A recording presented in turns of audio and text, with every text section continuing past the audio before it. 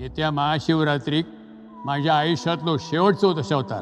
त्या दिवशीच्या रथयात्रेत मी सोंग घेऊन नाचले की माझो नवस पूर्ण झालो. काही हजार वर्षांपूर्वीपासूनचं देवस्थान हे राखणदार.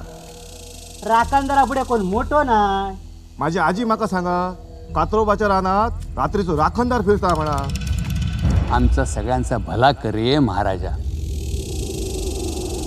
तुका हजार वेळा सांगलंय, प्रत्यक्ष यम जरी इलो तरी रात्रीचा घराबाहेर पडायचा नाही म्हणून.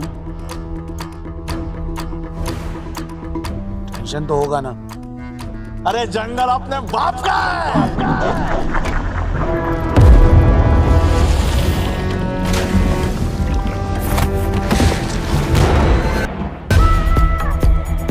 साहेब येताना एकदम खिसकीला खोपडी काय.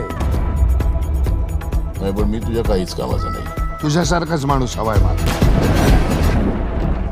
तो करताय सगळं. कोण? राखणदार. तो राखणदार तुमच्या डोक्यात आहे, डोक्यात. जंगलात फक्त जनावर असतात.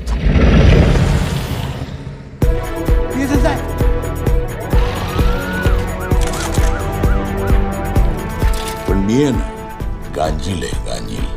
एकदा मागे लागलो ना तर सुजवल्याशिवाय थांबत नाही.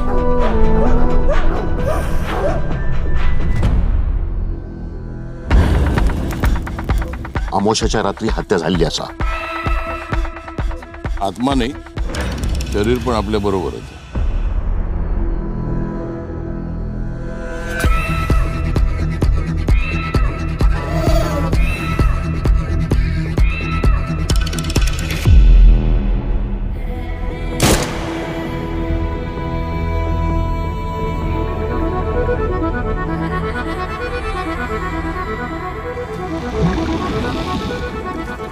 तो देव नाहीये गायब व्हायला.